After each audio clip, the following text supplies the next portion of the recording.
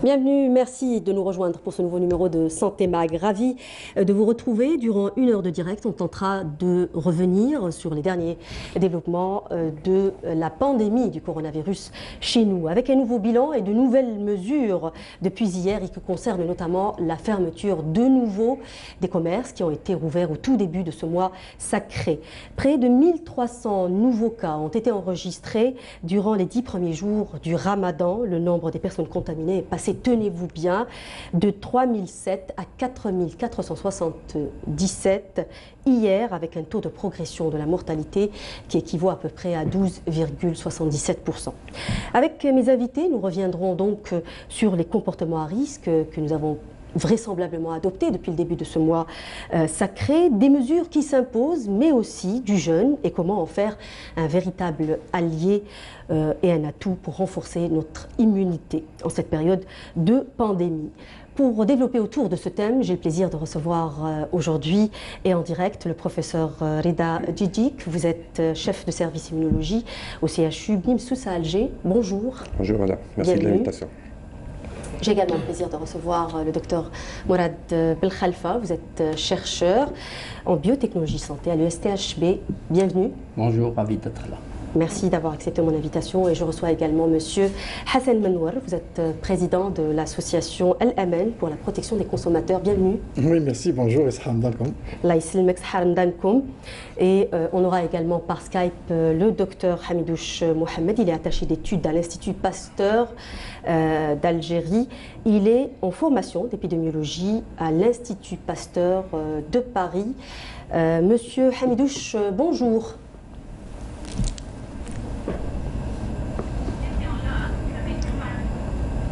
On va commencer avec monsieur Hamidouche. En principe, nous l'avons avec nous en direct. Monsieur Hamidouche, bonjour, vous nous écoutez? Oui, bien, bonjour. Alors, vous êtes l'auteur d'une étude prédictive sur l'effet des mesures de prévention sur l'épidémie en Algérie. Vous dites en gros qu'elles ont été efficaces et qu'elles nous ont évité quelque chose comme 16 000 contaminations. Quels sont vos arguments? En fait, comme vous le savez, depuis le début de l'épidémie de Covid-19 en Algérie, toute la population en Algérie en général et au Blida en particulier sont impatients de savoir quand ils pourront reprendre leur vie normale. Et donc, c'est pour ça nous avons décidé de faire cette étude justement pour évaluer la stratégie préventive et les contrôles mis en place et pour estimer le nombre d'infections évitées et par la suite pour prévoir le pic de l'épidémie, la première vague spécialement.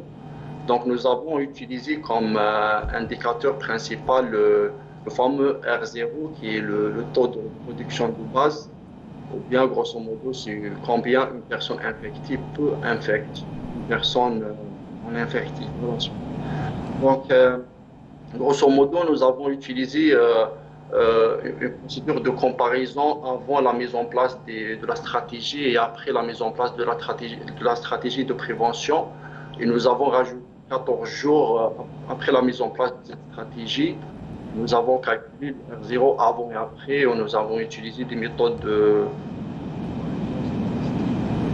Donc, nous avons trouvé les résultats que vous avez cités. Nous avons vu une diminution significative de R0 dans les différentes régions parce qu'on a comparé entre Blida uniquement et toute l'Algérie sauf Blida pour voir est-ce que le confinement total et partiel, les deux ils étaient efficaces. Et oui, nous avons constaté que vraiment à partir de la première semaine et 14 jours de la mise en place de la stratégie, une diminution de plus de 3 000 cas en Algérie et plus de 15 000 cas au cours de 2 premières semaines après 14 jours de la mise en place de la stratégie préventive. Oui. Je vais faire, rester avec nous, je vais faire juste réagir mes invités par rapport à ce que vous venez de dire. Donc, docteur, professeur Djidjik, c'est une étude prédictive qui dit en gros que les mesures de confinement et les mesures de prévention d'une manière générale qui ont été observées par le gouvernement algérien ont évité à l'Algérie quelque chose comme 16 000 contaminations. Qu'en pensez-vous? Est-ce que c'est pas un peu prématuré Non, c'est pas prématuré. En fait, tout ce que je peux vous dire, en fait, l'objectif d'un confinement, c'est connu, je pense, de partout, que le confinement, quand on fait un confinement strict, et les autorités algériennes ont rapidement réagi, vous le savez très bien, en faisant un confinement strict à Blida, en arrêtant la scolarité au niveau des écoles, au niveau des universités, en bloquant les transports en commun. Je pense qu'il y a eu une réaction très précoce. Et le confinement strict, quel est son objectif? Pour éviter les contaminations, c'est clair. Je pense que c'est partout dans le monde, quand on fait les confinements stricts, c'est pour arrêter les contaminations. Et dans quel but? Pas d'éradiquer l'épidémie, pas du tout. Il n'y a pas eu vraiment de confinement strict chez nous, à part Blida. À Blida, Alger, vous savez, les premiers temps, je vous assure, même s'il n'y avait pas eu de confinement strict à Alger, Alger le matin était vide. Les gens avaient peur parce qu'il y avait le syndrome italien, enfin la France, l'Espagne. Alors, ce qui s'est passé, les gens ont respecté, même s'il n'y avait pas un confinement strict à Alger, les premiers jours, les gens ne sortaient pas, ils avaient peur. Mais en fait, l'objectif d'un confinement, c'est d'arrêter les contaminations pour aplatir un peu la courbe de l'épidémie. Parce que si on laisse tout le monde sortir en même temps, on aura une courbe très, très aiguë avec une base très, très, très, très étroite. La base indique, ça veut dire quoi? Ça veut dire qu'on aura beaucoup de malades au niveau de l'hôpital et on aura une influence et on aura un système de santé qui sera rapidement saturé. Et quand on fait un confinement, ce qui va se passer, nous aurons moins de contamination, moins de cas au niveau de l'hôpital et on aplatit la courbe. Au lieu qu'elle soit aiguë, il y aura une courbe très, très, très aplatie, mais qui va durer dans le temps. Donc le but, ce n'est pas d'éradiquer, je rappelle, la pathologie ou l'infection, mais c'est juste pour permettre au système de santé d'absorber tous les malades qui arrivent. Voilà un peu, et je pense que le confinement qui a été en Algérie tout à fait au départ a donné ses fruits, il a fait son travail, mais certainement que nous avons éviter beaucoup de cas en faisant ce confinement. Docteur Bkhelfa. Par contre, j'ai une question au docteur Hamidouche par rapport au R0. Nous, on sait très bien que le R0, c'est entre 2,5 et 3 pour le coronavirus. Et c'est basé sur le R0 de l'Algérie. Donc, je voudrais savoir c'est combien le R0 qu'il a utilisé pour faire cette étude. Parce que je pense qu'avec le confinement... C'est le degré de contamination, c'est ça? Mais avec le confinement, on essaie de réduire un petit peu le R0. Donc c'est combien, je voudrais savoir, c'est combien il a réduit, il a réussi à avoir cette étude à partir de quel R0? Ça, c'est la première question. Pour l'évolution de cette infection, donc nous avons la forme de cloche. Donc il y a un pic. Donc le confinement, est-ce qu'il a donné des résultats? On ne peut pas se prononcer parce que nous, on n'est pas dans le confinement total. C'est un confinement partiel. Peut-être à Blida. Donc à Blida, peut-être, oui, si on fait une étude simplement à Blida. À Blida, je pense que cette étude est valable uniquement à Blida parce qu'il n'y a pas d'autres facteurs qui peuvent influencer cette courbe. Donc ça reste mon avis et je pense le confinement partiel on ne peut pas réaliser une étude fiable parce qu'il y a plusieurs facteurs qui peuvent influencer cette courbe. Monsieur Lenoir, oui. Écoutez, moi je dirais d'abord, non, bien sûr, parce que Covid-19 est une pandémie, donc c'est international, donc on ne peut pas juste faire des comparaisons chez nous, on doit voir ce qui se passe ailleurs. Et maintenant, les grands experts en médecine, même en autres, des chercheurs, c'est-à-dire sont un petit peu divisés par rapport, on confine pas. Et il est certes que dans les pays où on n'a pas confiné, on a quand même dépisté tout le monde. Ce qui a permis donc aux autorités de ces pays de ne pas confiner, de laisser les gens vivre. Oui. Mais dans les pays qu'on connaît qui sont proches, notamment en Europe, ils avaient essayé au début de ne pas confiner, mais après, ils ont vu que ça dépassait leur capacité sanitaire. Ils étaient débordés, donc ils sont retournés au confinement. Et c'est maintenant, aujourd'hui, hier, avant-hier, qu'ils ont commencé par pays à déconfiner partiellement. Donc, si on parle de confinement en Algérie, non, il n'y a pas eu de confinement. Et même à Blida, je ne suis pas vraiment d'accord avec vous, parce que pendant cette période, nous, on a des membres qui sont à Blida, qui nous donnaient des informations. Beaucoup de gens sortaient, et ne pas oublier la distribution des denrées alimentaires qui a attiré beaucoup de masse de population autour d'un camion de semoule. Et là, on voyait que les choses n'allaient pas s'arrêter rapidement parce que d'un côté, on a confiné, mais d'un côté, on a fait sortir les gens et on les a mis dans une même masse et certainement ça a faussé donc les calculs pour ces études justement. Et c'est pour cela que d'aujourd'hui en Algérie, on n'est pas encore sûr de ce qu'on fait. Moi je le dis comme ça en tant que société civile. Il y a beaucoup d'hésitation pour cette procédure de confinement. Donc on a confiné, mais on n'a pas confiné totalement, partiellement, et puis on a confiné le soir et pas la journée, et puis la journée après on réduit encore. C'est un confinement aussi qui amène les gens à sortir en même temps parce que oui, bien sûr. Après ils sont tenus par un couvre-feu. Oui, parce que soit on confine totalement, soit on ne confine pas, parce que si on confine juste une partie de la journée et on laisse une partie, dans la partie où les gens peuvent sortir, ils sortent en grande masse pour faire leurs courses et rapidement. Et quand c'est rapidement, ça veut dire qu'ils n'ont pas le temps d'attendre la chaîne à l'extérieur du commerce, ils s'entassent pour avoir leurs denrées ou pour avoir autre chose. Je vais revenir juste à M. Hamidouche, peut-être. M. Hamidouche, vous êtes toujours avec nous. Alors, je disais alors, il y a une question déjà qui a été posée par le docteur Belkhalfa, je ne sais pas si vous pouvez y répondre. Ouais. Oui. En fait, je suis d'accord avec vous que le confinement partiel n'est pas tout à fait efficace que le confinement total, parce que le principe du confinement, il agit sur le R0. Et donc, quand on dit R0, on cite les 4 facteurs de R0 qui sont la durée de l'infectiosité, la taille de la population sensible, la fréquence de contact et l'efficacité de contact. Donc, même si on réduise le contact, la fréquence de contact avec un confinement partiel, ça va agir sur le R0 et ça va diminuer le R0. Mais c'est vrai que le confinement total va agir plus sur le R0. Concernant la question, vous m'avez posé, je pense, la question sur le R0 avant et après Ablida. Et sur les 42 jours de l'étude, nous avons trouvé un R0 de 1,69. Ablida, il est diminué à 1,14 après 14 jours de l'implémentation de mesures préventives avec une valeur P de 10 puissance moins 5 pour les statisticiens. Et en Algérie, en entière, le R0 il était 2,28 avec une réduction jusqu'à un R0 de 1,25 après la mise en place de confinement partiel, plutôt total et partiel parce que c'est l'Algérie entière. Et quand on parle de toute l'Algérie, à l'exception de Blida, justement pour évaluer le confinement partiel, sauf son confinement total à Blida, donc le R0 il était de 18 et il est diminué à 1,31 après l'implémentation de la stratégie préventive. C'est vrai que le R0 il n'est Oui, monsieur Hamidouche, excusez-moi, je suis obligée de vous interrompre parce que tout ça est très technique pour les gens qui nous regardent. Je ne sais pas s'ils arriveront à suivre. J'aimerais vous poser une question sur... je disais tout à l'heure dans mon introduction que durant le mois du Ramadan, aujourd'hui nous sommes au 11e jour, durant les 9 premiers jours, il y a eu des mesures d'allègement. J'imagine que vous avez suivi un peu la situation en Algérie.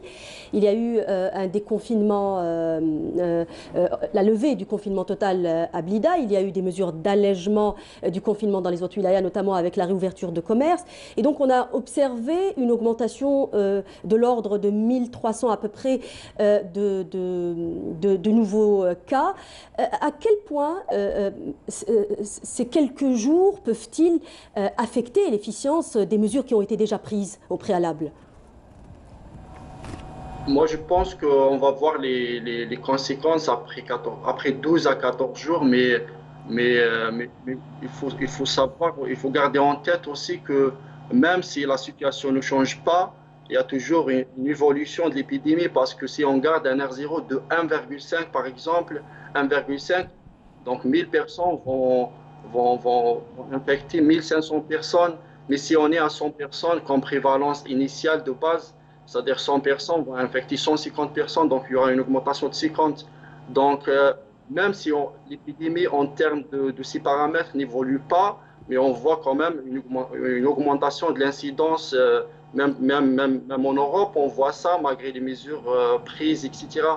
Et donc, je pense que les conséquences vont être visibles à partir de 12-14 jours après le lèvement de certaines mesures préventives. Ouais. Oui, vous êtes avec nous depuis Paris, restez avec nous. Je vous invite, messieurs, à regarder un reportage justement qui revient sur les mesures qui ont été prises ces 2 derniers jours, en l'occurrence la fermeture de nouveau des commerces qui ont été rouverts au tout début du mois sacré. C'est un reportage signé Nessim Aïmlo. Regardez. Face à la négligence et au non-respect des mesures de prévention instaurées par les autorités publiques qui a entraîné l'évolution de l'épidémie du Covid-19, portant à la hausse les cas de contamination, il a été décidé dans plusieurs wilayas, à l'instar de Constantine, Sila, Oran et Alger, la fermeture de certains espaces commerciaux et la mise en place de nouvelles mesures interdisant aux enfants de moins de 15 ans l'accès aux grandes surfaces et autres commerces. Gardez vos enfants chez vous. La fête de l'Aïd passe, mais si vous perdez une vie, elle ne reviendra jamais. Pour moi, ce n'est pas un souci, il reste dans la voiture. C'est une bonne chose, les enfants doivent rester à la maison. Nous vivons un stress permanent, mais je préfère être stressé que d'exposer mon enfant en danger. Le relâchement dans le respect des mesures anti-Covid-19 a suscité la fermeture à nouveau des surfaces commerciales et un retour à plus de rigueur dans l'application du confinement et des règles, notamment la distanciation. Notez que tout commerçant ne respectant pas les mesures de précaution à l'intérieur de sa surface ouverte verra le retrait de son registre de commerce et la fermeture immédiate de son local. Alors, M. Menouar, quelle réaction après ce reportage? Je le disais en antenne, ça a donné la chair de poule parce qu'on voyait, c'est-à-dire non seulement les risques de contamination, mais aussi on a mesuré avec ça le degré de notre culture de consommation, le degré de notre culture de sécurité sanitaire. Hein. Ça veut dire que même en 2020, même avec tout ce qui se passe dans le monde entier, même malgré avec tout ce qu'on voit, par ici et par ailleurs, malgré tous les discours de sensibilisation, que ce soit des scientifiques, que ce soit des politiques, que ce soit des associations de consommateurs, que ce soit de tout le monde, et bien malgré ça, dès qu'il y a eu autorisation d'ouvrir les commerces, d'ailleurs même avant, les gens se sont remis à sortir, comme s'il n'y avait rien, et on a donné plus priorité donc à ses envies de manger ça et cela, que de se protéger. Et là, ça nous permet, nous en tant qu'association des consommateurs Aman, d'ailleurs, pour faire appel. Peut-être qu'il y a eu un sentiment, en fait, les gens ont été rassurés avec la levée de ces mesures. Oui, mais on a cru peut-être que finalement la pandémie était terminée. Vous savez, c'est pour cela que je fais encore appel ici sur ce plateau aux spécialistes en sociologie, en psychologie, de faire des études sur ces comportements. Parce qu'on en a besoin, nous, en tant que société civile, de comprendre et de savoir comment sensibiliser à l'avenir. Comment se fait-il que, parce qu'il y a eu un politique qui avait dit « Allez, on peut ouvrir », du moment qu'il y a une petite base de commerçants qui se sont plaints de leur situation financière, et puis peut-être c'est une minorité parce qu'on les voit, mais la majorité elle est confinée, on ne les voit pas. Mais même cette minorité qui tout de suite est sortie sans se dire que non, même j'ai toujours peur, on ne sait jamais, il n'y a pas eu ce sentiment, parce que normalement on attendait à ce qu'il y ait un déconfinement graduel et puis avec beaucoup de mesures personnelles, pas seulement des mesures imposées. Et on devait s'imposer nous-mêmes, parce que qui n'a pas peur pour la santé? Celui qui n'a pas peur pour sa santé et sa sécurité à lui-même. Normalement, en Algérie, les Algériens comme nous sommes, traditionnellement, on a peur pour nos parents. Absolument. Moi, j'ai toujours dit comment se fait-il qu'on s'occupe de ses parents jusqu'à l'âge de 80 ans, on les chouchoute, après, on leur ramène un virus comme ça, gratuitement, parce qu'on a été négligent, et surtout parce qu'on le sait, et tout le monde l'a dit maintenant, on n'a pas cessé de le dire. Personnellement, j'ai fait 100 interventions 102 avec celle d'aujourd'hui, pour dire depuis le 15 mars à ce jour, donc en 47 jours, pour dire aux Algériens, faites attention, vous risquez de tuer. Mais malgré ça, dès qu'il y a eu cette décision, moi je dirais une décision un peu anticipée, un peu rapide, un peu irréfléchie de certains responsables qui ont écouté une frange minime d'une population qui réclamait leur intérêt financier, et parce que aussi les pouvoirs publics n'ont peut-être pas pu répondre positivement ou autrement avec une autre solution à ce problème financier chez les commerçants. Donc, et le problème qu'il y a eu, c'est qu'on a déconfiné, donc on a mis les gens à l'aise, ils sont sortis, tranquilles. Après, on va reconfiner. Si on reconfine maintenant, il sera difficile de retourner à un résultat meilleur, parce que les gens... Docteur Belkhalfa, je disais donc à Dr Hamdouche justement que durant les derniers jours du Ramadan, il y a eu une augmentation significative du chiffre. À quel point les comportements qu'on a eus durant ces quelques jours peuvent-ils affecter l'efficience de la politique qui a été prise peut-être au préalable? Très bien. En fait, pour le confinement partiel ou bien la levée des mesures qui ont été prises, donc je pense qu'il y a eu un impact direct sur la population et sur les chiffres. Ça, c'est le premier point. Le deuxième point, il y a ce qu'on appelle le confinement intelligent. Un confinement intelligent, ça veut dire qu'il faut faire des levées, des mesures progressivement selon des études, par exemple des études de comportement de la population. Un desserrement. Un desserrement par rapport à des données réelles. Nous, on est dans une situation bien précise, on est pendant le ramadan. On sait très bien que pendant le ramadan, tout le monde sort pour faire le marché. C'était déjà un risque à prendre. C'était déjà un risque à prendre. Donc, il faut faire des études. Il y a ce qu'on appelle l'intelligence artificielle. Enfin, on fait une étude sur une population et à partir de cette étude, on peut faire sortir, avec les neuropsychologues et les chercheurs en comportement, sur le comportement de la population et savoir comment peut-on déconfiner sans prendre des risques énormes sur la population. Et ça, ce qu'on appelle, et ça a été appliqué aux Pays-Bas, ce qu'on appelle le confinement intelligent. Il y a des pays comme la Suède qui n'ont même pas confiné, mais qui savaient que la population était dotée d'un sens de civisme irréprochable. Exactement. Donc il faut des mesures à prendre selon la population et selon le comportement de la population. Absolument. Docteur, professeur Djidjic, je pense que vous pensez différemment sur ce point. Vous n'allez pas vraiment dans notre sens. Non, pas du tout. Vous ne pensez pas que cette explosion de cas est due au comportement qu'ont eu les gens ces derniers jours? Ok, je vais répondre à votre question, mais avant, je voulais juste répliquer un peu sur ce que viennent de dire mes collègues. En les écoutant, je pense qu'il y a, déjà dans nos têtes, il y a des contradictions. Quand j'ai écouté M. Mnowal, il parlait, la première intervention, il a dit « Nous n'avons pas fait de confinement dans notre pays ». Il l'a dit clairement. Et dans la deuxième intervention, nous avons déconfiné. C'est-à-dire, réellement, la situation est compliquée. Elle est multifactorielle et je pense qu'il faut bien étudier la composante socio-culturelle algérienne et nous devons faire des choses spécifiques à notre population. Nous ne pouvons pas adapter une situation telle qu'on la voit en Europe sur une situation socio-culturelle algérienne et sur l'épidémie algérienne. Maintenant, ce qu'on vient de voir, votre reportage, oui, bien sûr, ce sont des images choquantes, ça nous a choqués. Mais ce n'est pas un déconfinement. Parce qu'il n'y avait pas de confinement, vous venez de le dire. Oui. Non, en fait, nous avons assoupli.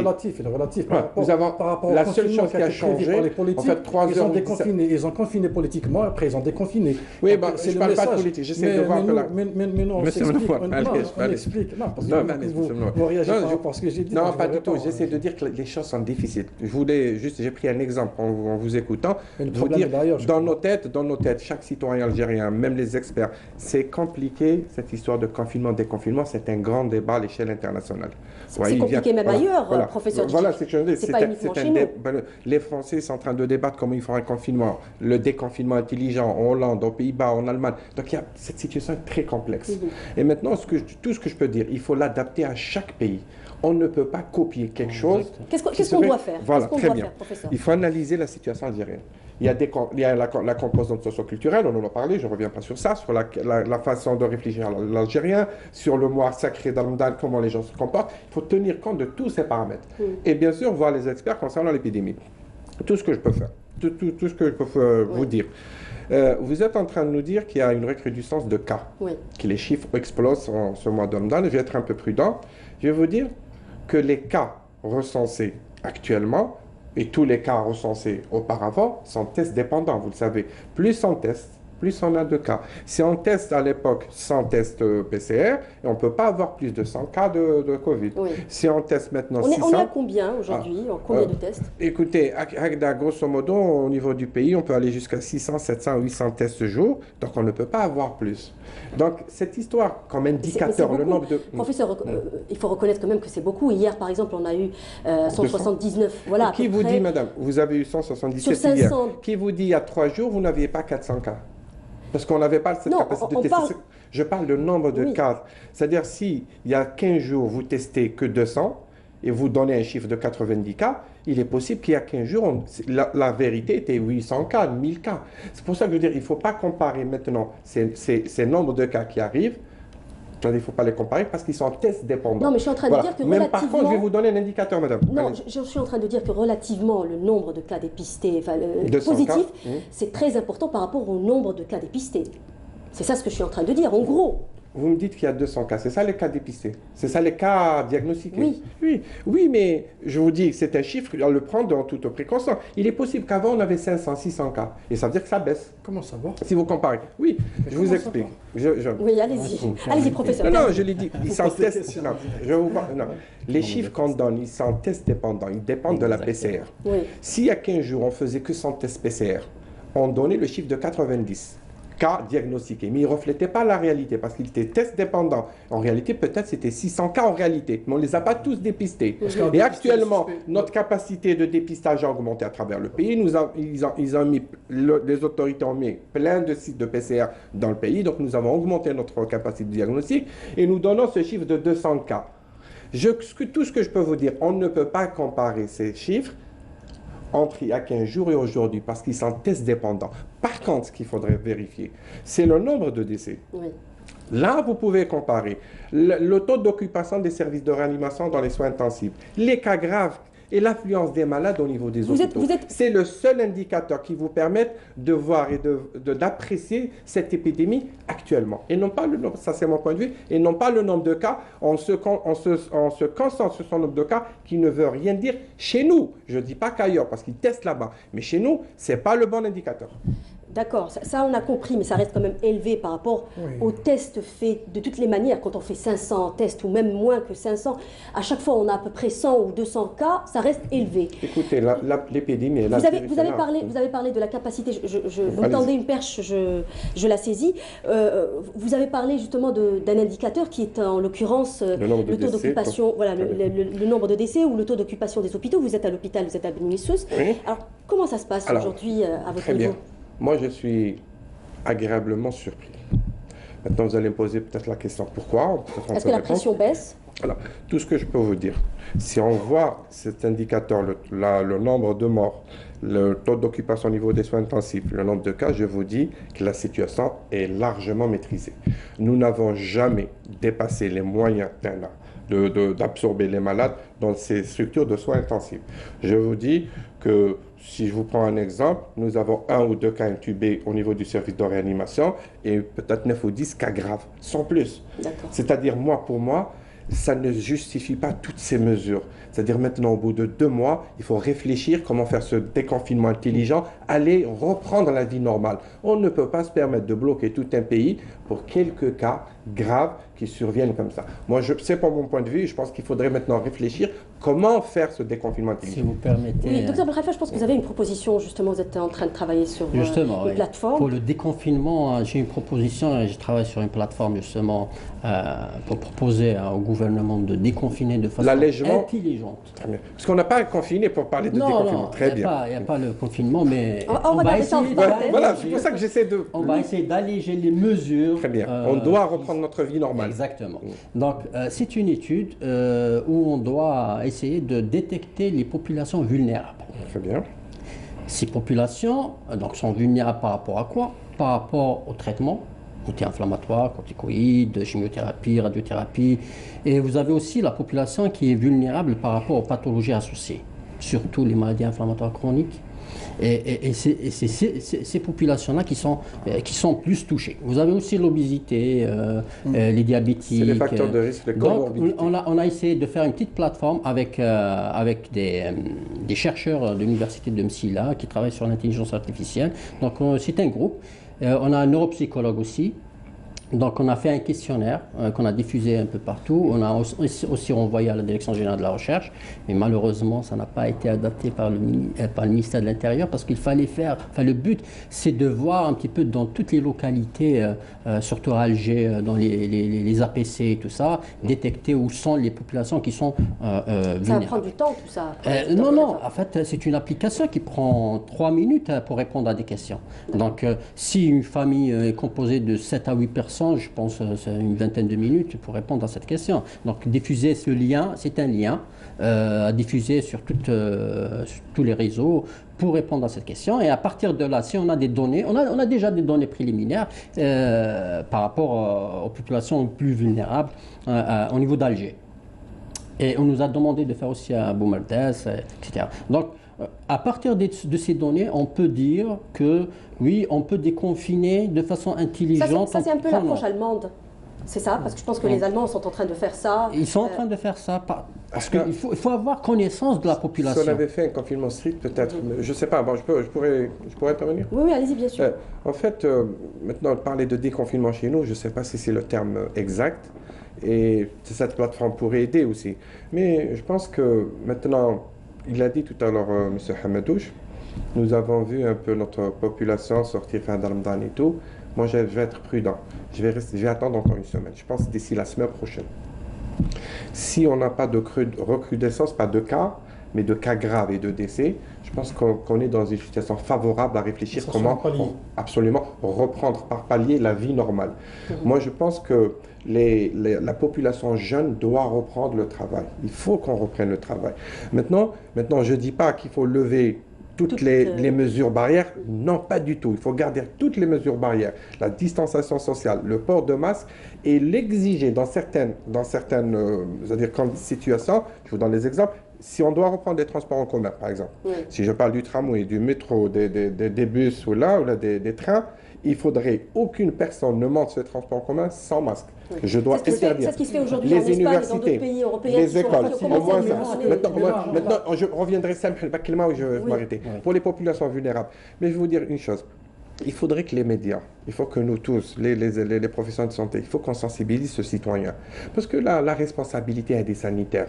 Elle n'incombe pas à l'État uniquement. Parce qu'on a l'impression que l'État doit nous dicter ce qu'on doit faire. Chaque citoyen doit être responsable. Il faut qu'on leur explique. Non, mais qu'il y a une maladie virale. Professeur, si on est là justement, c'est absolument. C'est pour ça que je vous dis, il faut qu'on aille dans des spots, il faut aller dans les spots, expliquer le port de masque. Ils voulaient mettre le masque. Et bien on leur dit, il faut créer ta masque d'art. Il faut faire ce masque d'art. Mais docteur, excusez-moi, docteur, je vais intervenir. Allez, parce qu'on doit avoir les moyens de nos politiques.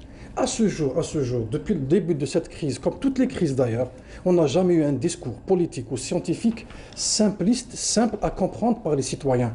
On leur parle. D'ailleurs, ce Covid-19, il a dévoilé, il a mis à nu notre relation de confiance entre nous les Algériens. On ne se fait plus confiance. Parce que entre Algériens ou entre gouvernement et gouvernement? Entre Algériens. Avant le Covid. Moi, je suis algérien, vous êtes algérien. C'est avant le Covid. Excusez-moi. Parce que déjà, même maintenant, les scientifiques, on les a mis dans une situation politisée. Maintenant, on a même installé une commission, un comité technique composé de médecins. Mais on ferme les mosquées, on ferme les écoles, ils disent oui, c'est bon. On ferme les commerces, ils disent oui. On fait un couvre-feu sanitaire de 19h à 7h, ils disent oui. Après, on l'élargit, ils disent oui. Après, on ouvre les commerces, ils disent oui. Donc là, on a perdu la confiance. Moi, en tant que citoyen, déjà, quand je vois, par exemple, même j'ai fait un plateau avec un membre de cette commission, et malheureusement, à la fin, il m'a dit, bon, vous, société civile, vous pouvez parler, mais pas nous. Ça m'a choqué un petit peu, parce que je me suis dit, je voudrais rétablir cette confiance pour qu'on puisse, parce que le déconfinement, bien le desserrement du confinement, et quand je parle de confinement, moi, je suis confiné. Il y a beaucoup d'Algériens qui sont confinés. Ça, c'est un confinement. Les politiques ont voulu qu'il y ait confinement. D'ailleurs, ils ont fermé les écoles, les mosquées, les marchés, ils ont tout fermé. Ça s'appelle un confinement. Mais en réalité, quand on le voit scientifiquement, c'est pas un confinement parce qu'ils ont laissé une partie de la population sortir. Quand on dit dans une entreprise, 50% travaillent, 50% ne travaillent pas. Les femmes ne travaillent pas, restent à la maison. Mais les hommes sortent. Mais l'homme, il rentre chez lui. Donc il prend le virus chez lui. Donc, je vais juste faire réagir M. Hamidouche parce qu'il est avec nous toujours depuis Paris. M. Hamidouche, on a l'impression en Algérie que les mesures sont... en fait, on est en train de prendre des mesures à fur et à mesure de l'évolution de la pandémie. Est-ce que cela n'est pas dangereux? Est-ce qu'il ne faut pas anticiper dans ce genre de situation? Personnellement, je pense que c'est bien d'agir au fur et à mesure, oui, mais c'est bien aussi d'avoir justement des indicateurs. Comme vous avez dit, l'indicateur principal reste l'accès aux soins intensifs et aussi l'hospitalisation et la demande sur les urgences. Ça, c'est les indicateurs principaux sans discussion. Mais il y a aussi d'autres indicateurs épidémiologiques qu'on peut calculer et estimer justement pour prévenir la situation dans le futur. Et c'est pour ça qu'on a mené cette étude sur le R0 justement pour prévenir l'avenir, pour prévenir la situation dans les prochains jours, etc. Et il y a deux scénarios actuellement par rapport à notre situation en Algérie. Soit on maintient les mesures qui sont déjà mises en place strictement et on arrive c'est-à-dire à contrôlé l'épidémie, spécialement à Blida, comme la situation à Wuhan, ils ont contrôlé l'épidémie par réduire le R0 au-dessus de 1. Sinon, on va voir un déplacement de foyers d'épidémie vers d'autres villes comme Alger, Sétif, Oran, là où l'incidence commence à augmenter d'une façon considérable. Qu'est-ce qu'il faut faire selon vous? Qu'est-ce qu'il faut faire?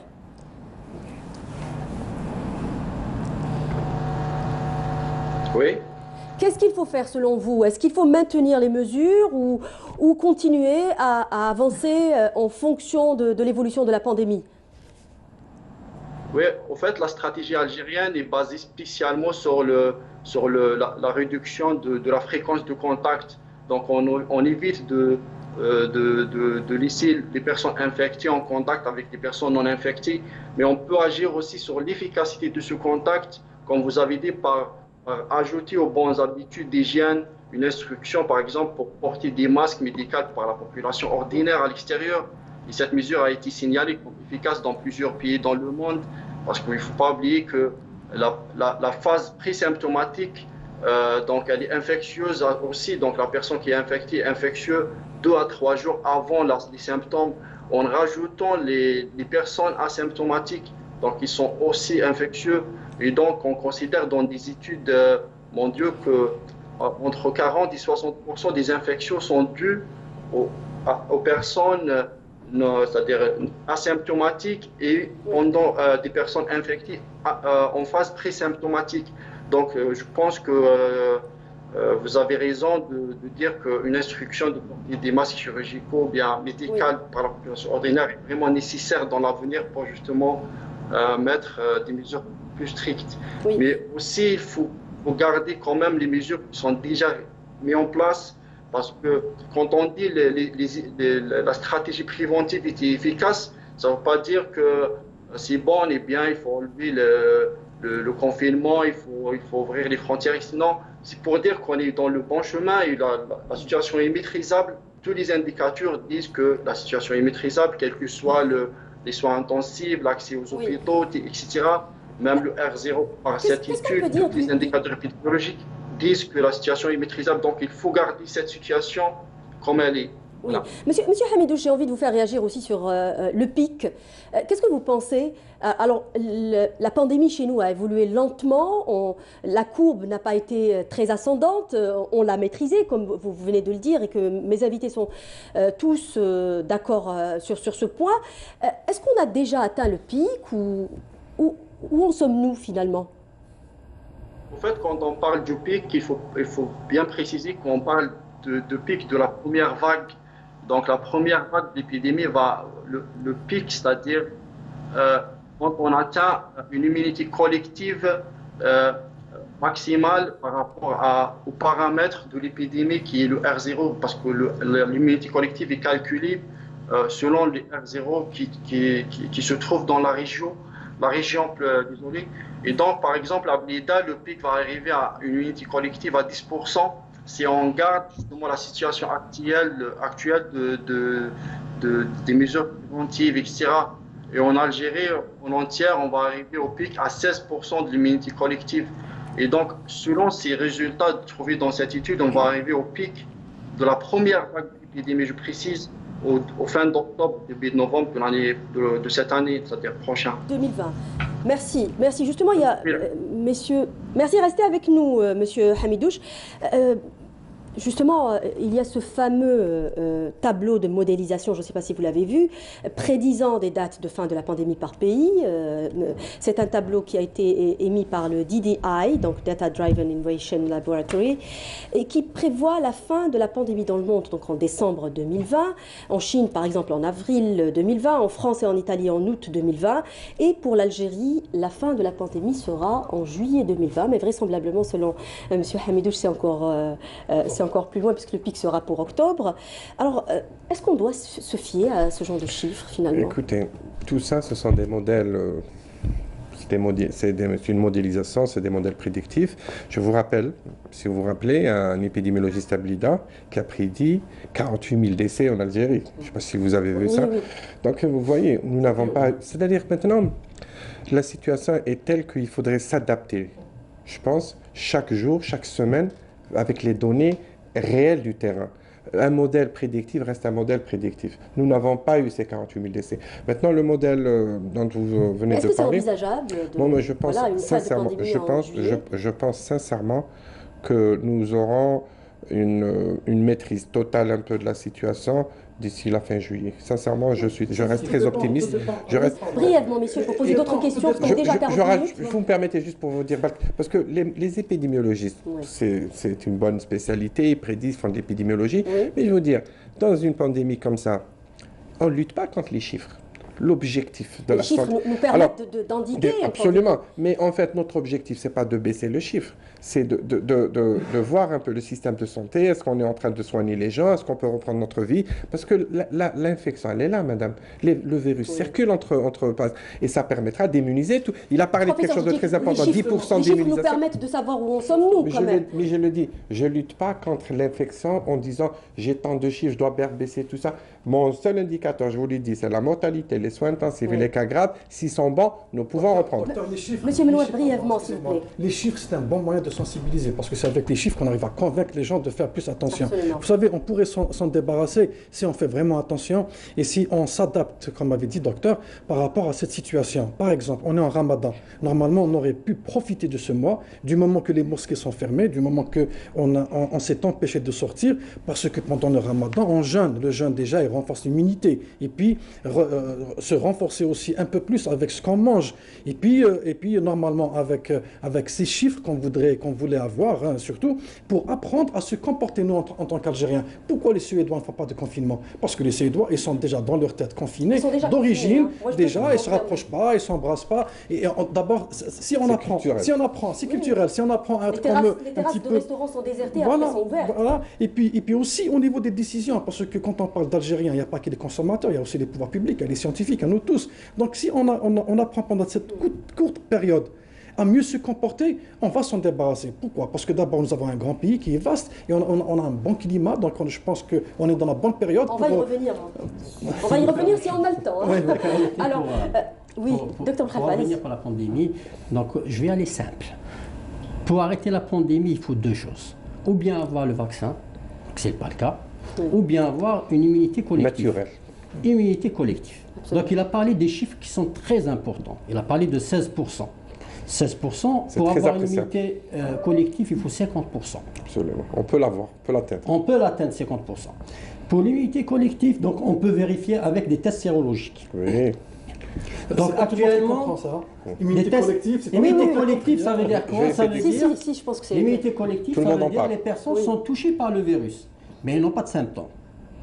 Ou guéris. Donc, ils sont guéris. Peut-être ils sont guéris, ils ont des symptômes ou bien des symptômes très légers. Donc, c'est des personnes qui sont touchées par le virus. Et l'immunité collective, elle est développée au bout de 10 jours à 12 jours. C'est ça, monsieur Titi? Oui. Voilà. Oui. Donc l'immunité collective conférée pour toute la population, ça veut dire qu'ils sont immunisés, mais ça ne veut pas dire qu'ils sont protégés. Parce que ils peuvent être touchés une deuxième fois. On n'a pas encore, absolument, on n'a pas encore la certitude de ne pas pouvoir récidiver. Je peux répondre à ça aussi. J'ai envie justement de revenir sur cette question d'immunité, peut-être pas l'immunité collective, mais on parle beaucoup justement de maîtrise de la situation. On dit qu'on n'a pas eu des scénarios apocalyptiques comme ceux qu'on a vus en Europe. Est-ce que cela est uniquement dû aux mesures qui ont été prises, ou alors il y a aussi d'autres facteurs comme le fait d'avoir des facteurs génétiques par exemple, ou environnementaux? Merci pour cette question. En fait, il n'y a pas de réponse claire à votre question pour le moment. Peut-être on en les aura peut-être dans quelques mois, peut-être dans quelques années. Mais en fait, tout ce que je peux vous dire, c'est un ensemble de facteurs qui font que dans... J'allais dire le sud de la Méditerranée jusqu'au Moyen-Orient, nous n'avons pas ce Covid assez sévère que nous avons observé, qui nous a fait tellement peur au niveau de l'Europe. Alors je peux vous dire d'abord, si la caractéristique de la population maghrébine, ce sont des populations très jeunes. Donc nous avons moins de mortalité, de fragilité. De fragilité, les personnes âgées, tout ça. Là, peut-être il y aurait peut-être une composante génétique. Je peux vous citer par exemple comme ça si vous voulez. Vous savez que dans le génome de l'être humain, il y a des variations. Chacun de nous, dans la même ethnie, la même erreur, on peut avoir par exemple un variant génétique. Il est possible qu'il y ait des variants génétiques au niveau de notre population qui va conférer une espèce de protection ou dire de résistance au virus. Je vous donne un exemple. Vous le savez tous, on en a tellement parlé, que le virus pénètre la cellule pulmonaire, si vous voulez, de manière simple, à travers une clé, à travers un récepteur. Ce récepteur-ci porte un variant au niveau maghrébin, il va faire que ce virus n'arrive pas à pénétrer en quantité importante. Et donc, c'est pour ça que peut-être nous n'avons pas cette forme sévère. Ça, c'est juste un exemple pour vous dire que les choses sont très complexes. Donc, ça peut être un facteur génétique. Le facteur environnemental, on ne parle pas beaucoup, mais je pense qu'il y est pour beaucoup. Je pense qu'il y a une virulence assez atténuée par rapport au virus qui circule dans des zones tempérées, humides, froides. On le voit par exemple en Arabie Saoudite qui testent beaucoup, ils ont cette capacité de tester, ils ont des milliers de cas. Regardez le nombre de morts. Est très bas. Donc, ça veut dire que c'est quelque part lié sans être expert, sans être un scientifique. Je pense que n'importe qui, ça a sa portée de voir qu'au niveau de l'environnement, c'est quand même un facteur important. Et j'espère qu'avec cette canicule, on se débarrassera du virus. Docteur Boukhalifa, justement, il y a une étude qui a été menée à travers 20 pays européens qui établit un lien entre le soleil et la gravité des symptômes du coronavirus.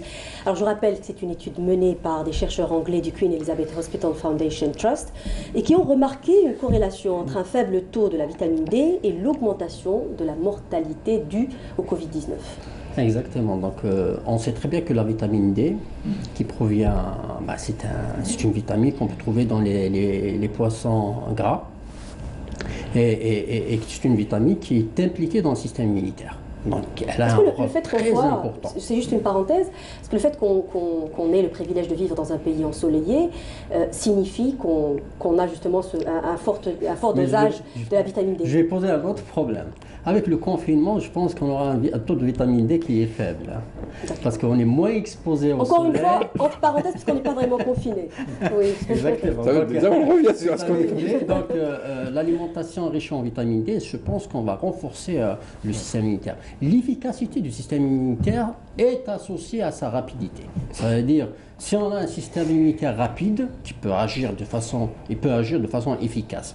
On sait très bien, et vous savez que le prix Nobel de 2016 qui part sur l'autophagie, le renouvellement du système immunitaire, ça c'est important. Ça c'était, vous anticipez sur la prochaine question, allez-y. Ça c'est important. Pourquoi? Parce que si on a un renouvellement du système immunitaire, vous avez un système immunitaire qui est affaibli par une infection virale. C'est un système immunitaire qui est vieillissant. Donc, là, Ramadan, vous êtes en train de parler du jeûne. Hein, le Ramadan va essayer de renouveler ce système immunitaire et donc on aura plus d'efficacité à contrecarrer ce virus. Oui. Juste pour revenir aux vitamines. Justement pour dire... Ah, oui, allez-y. Non, en fait, le système immunitaire chez des personnes saines, il fonctionne très bien. Parce que le système immunitaire, il n'a pas besoin d'apport exogène. En fait, il suffit juste les règles d'hygiène. Quelqu'un qui dort bien, qui fait ses le sommeil, c'est très important. C'est important. En ce mois sacré, justement. Physique, je parle l'exercice physique et manger sainement fruits et légumes. Nous n'avons pas besoin de compléments alimentaires. C'est les appels qu'on fait justement. C'est ça le... Oui. Arrêtons de dire... Je vais vous donner la parole. Juste pour dire que une personne saine, qui fait du sport, qui dort bien, qui mange bien, n'a pas besoin de compléments alimentaires. Nous avons un système immunitaire qui fonctionne bien. Oui. D'ailleurs, on le voit, des personnes qui font le Covid, ils sont sortis, ils n'ont pas besoin d'apport, de prendre du zinc, de la vitamine C. Maintenant, tout ce que je peux vous dire, il l'a dit tout à l'heure, M. Boukhalifa, effectivement, on le sait tous que le système immunitaire a besoin de vitamines et d'oligo-éléments pour fonctionner. Mais on les a dans les apports tels que là.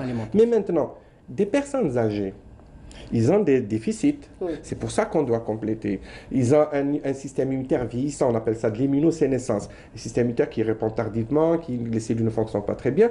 Donc on a besoin de renforcer avec des vitamines oligo. Mais une personne qui est bien portante, elle n'a pas besoin de prendre ces oligo-éléments ou de des vitamines. Il n'y a pas de souci. Il y a tout dans ce que nous mangeons. Dans l'alimentation. Oui. Monsieur Menouar, justement, vous faites des appels sur votre page, sur la page de l'association pour que les gens mangent sainement.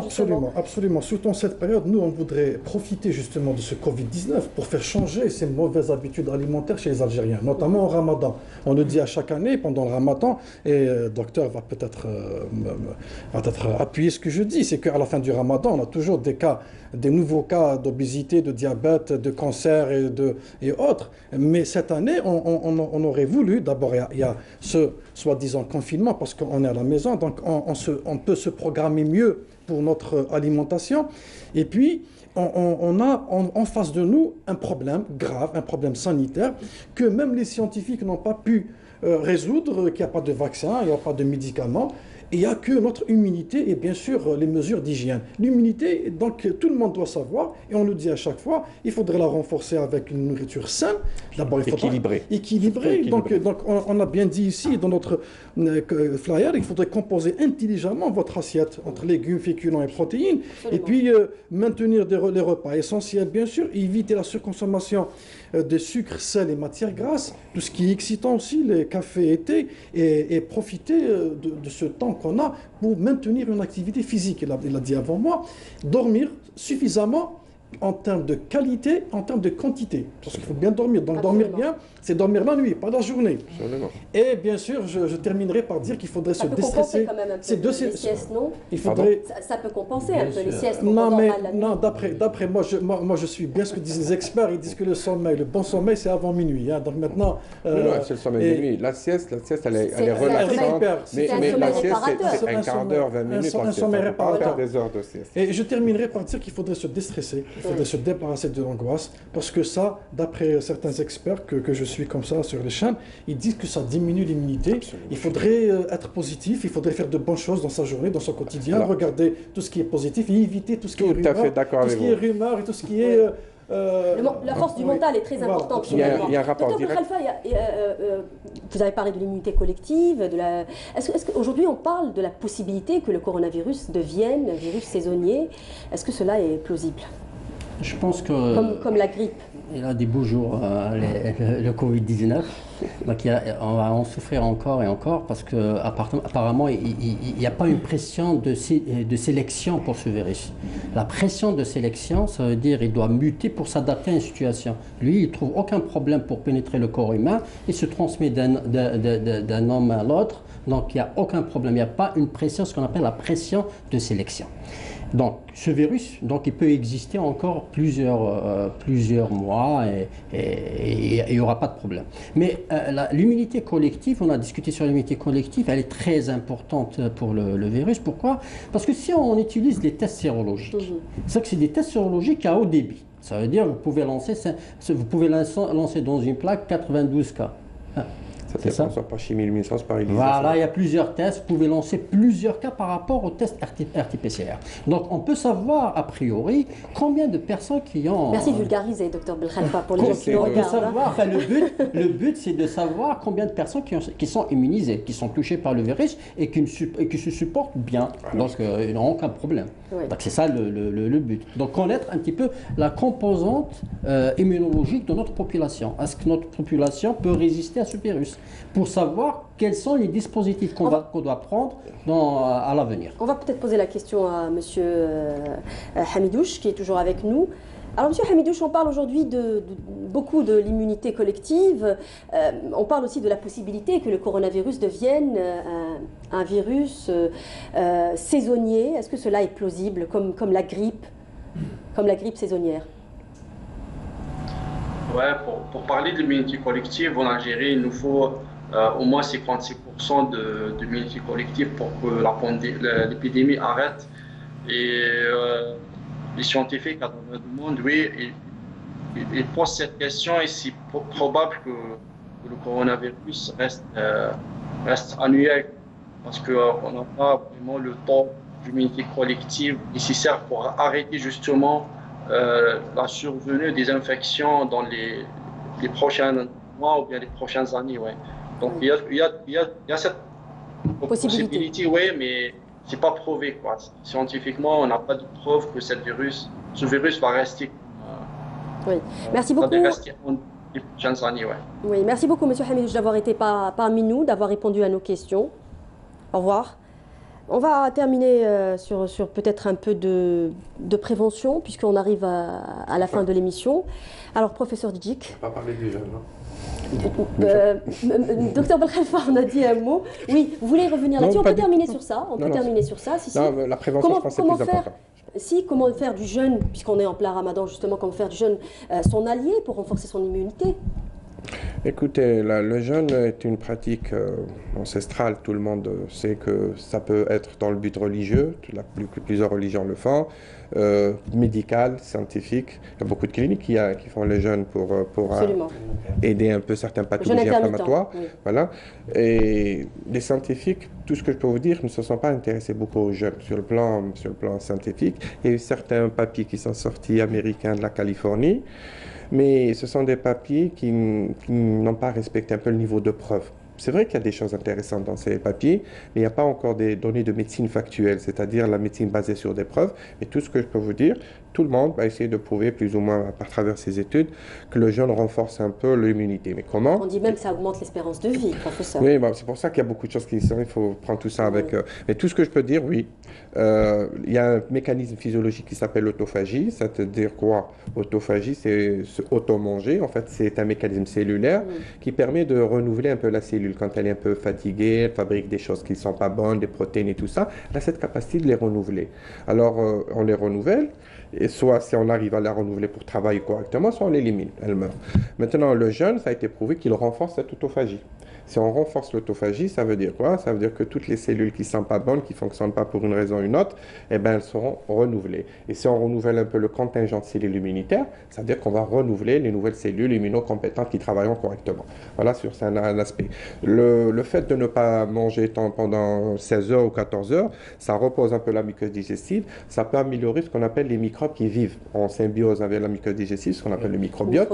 Alors, si on rééquilibre ce microbiote, ça donne un équilibre du système immunitaire parce qu'il y a une relation directe entre le microbiote et le système immunitaire. C'est pour ça qu'on dit que le jeûne améliore aussi le système immunitaire. Bon, il y a un tas d'expériences, mais globalement l'autophagie, le microbiote, et on diminue ce qu'on appelle l'inflammation.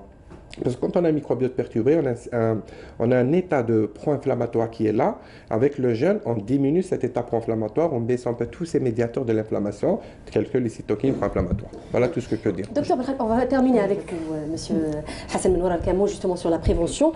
Docteur Belkhalfa, j'ai envie justement, j'en ai touché un mot au professeur Djidjik par rapport à l'espérance de vie, parce que oui, le jeûne, notamment par rapport à la restriction calorique, peut-être, qui est prouvé qu'aujourd'hui, elle augmente l'espérance de vie. Exactement.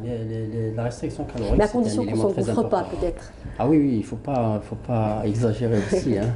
Donc, la restriction calorique, c'est un élément très important dans l'augmentation de l'espérance de vie, ça c'est connu. Et maintenant, c'est adapté pour tout le monde. Et nous, je pense que c'est une habitude chez nous, donc ce n'est pas une application, on ne va pas s'appliquer, mais c'est dans nos habitudes. Donc il y a certaines personnes qui font le jeûne le lundi, le jeudi. Je pense que pour les personnes âgées, je pense que ça marche très bien. Et, vous avez parlé sur le microbiote. Le microbiote, effectivement, c'est une barrière. Donc c'est une barrière physique pour le Covid-19. Donc si on entretient notre microbiote, donc ça toutes les infections, donc ça améliore un petit peu l'état de santé de la personne. Il n'y a pas que la santé physique, il y a la santé mentale aussi. Le stress, ça diminue dans le système immunitaire. Donc le cortisol, on sait très bien que le cortisol réduit dans le système immunitaire. Donc il faut entretenir la santé mentale. Donc en s'occupant, en faisant des exercices à la maison, en faisant des lectures, la lecture, on s'occupe comme on peut, parce que le confinement, c'est pas facile aussi. Nous sommes stressés quand on est confiné. Monsieur Menwar, peut-être terminer sur un mot, un appel aux gens qui nous regardent. Oui, bien sûr, un mot sur la prévention. Moi, je le dis à chaque fois quand j'ai l'occasion. D'autant plus qu'on a vu des gens aller sur les plages ces 2 derniers jours parce qu'il a fait chaud. Alors quel appel pouvons-nous aujourd'hui faire, justement? D'abord, il faudrait tirer profit de ce Covid-19. Donc, c'est une première mondiale, c'est une première en Algérie. Nous, on ne connaissait pas. Et on doit réapprendre à se comporter. Donc, si cette hygiène de vie, cette hygiène de prévention sanitaire, enfin, ces procédures de prévention sanitaire, on doit les adopter pour le restant de notre vie. Pour toujours. C'est-à-dire, maintenant, on doit apprendre, on doit rehausser un petit peu notre culture de consommation et tous nos comportements. Et je parle là des citoyens consommateurs dans notre quotidien. On doit aussi savoir prioriser. Hein. Donc maintenant, aujourd'hui, les gens qui se disent non, je dois travailler parce que je peux pas, je dois subvenir à certains besoins, je dois sortir pour acheter les vêtements de l'Aïd, je dois quand même manger le parce qu'il n'y a pas de ramadan sans ça. Non, cela maintenant, c'est le moment ou jamais. Pour corriger tout ça, il faudrait que ça change. On a un problème qui est international. Donc Donc c'est une priorité. La santé, donc c'est une couronne que ne voient que les malades sur la tête. Il n'y a que les malades qui voient que la santé, elle est importante. Absolument. Pour les gens qui disent maintenant que non, mais attendez, quand on voit les chiffres, parce que j'ai vu des publications dire que les accidents de la route tuent plus que Covid-19, la grippe et tout, mais les familles qui ont perdu un membre de leur famille, parfois 3, 4 membres, et qui n'ont même pas pu les enterrer, il ne faut pas leur dire ça. Donc maintenant, on ne doit pas, et personne n'est à l'abri, donc essayons d'être un peu plus civilisés dans notre consommation et responsables, et n'attendons pas qu'il y ait des messages ou qu'il y ait des dispositifs du gouvernement. Merci beaucoup, monsieur Melouar. On me dit qu'on ne nous reste plus de temps. Alors, merci, messieurs, d'avoir participé à ce débat, d'avoir enrichi cette émission. Vous retiendrez de cette émission les mesures barrières, faites attention, et puis mangez sainement pour faire du jeûne un allié et renforcer votre immunité. Voilà, cette émission est à présent terminée. N'oubliez pas de nous rejoindre sur la page Facebook de l'émission, encore sur YouTube, Sahaf.com, et rendez-vous à lundi prochain.